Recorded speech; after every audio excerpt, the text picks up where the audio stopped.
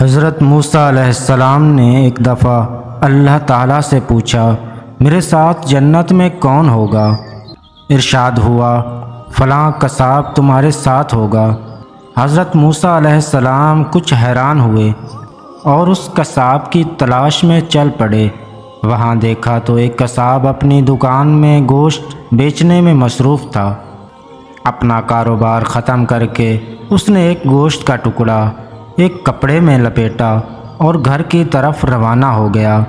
حضرت موسیٰ علیہ السلام نے اس قصاب کے بارے میں مزید جاننے کے لیے بطور مہمان گھر جانے کی اجازت چاہی۔ گھر پہنچ کر قصاب نے گوشت پکایا، پھر روٹی پکا کر اس کے ٹکڑے شوربے میں نرم کیے اور دوسرے کمرے میں چلا گیا جہاں ایک کمزور بڑھیا پلنگ پر لیٹی ہوئی تھی۔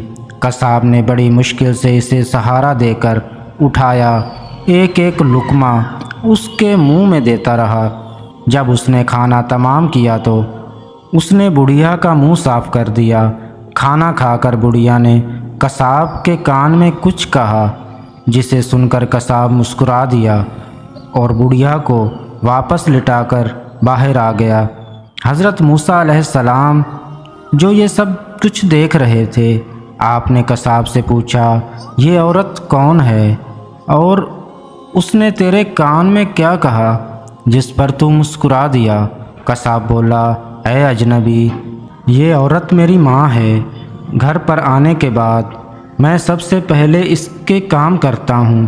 خوش ہو کر روز مجھے یہ دعا دیتی ہے کہ اللہ تعالیٰ تجھے جنت میں حضرت موسیٰ علیہ السلام کا ساتھ عطا فرمائے، اور میں مسکرا دیتا ہوں کہ میں کہاں اور موسیٰ کلیم اللہ کہاں؟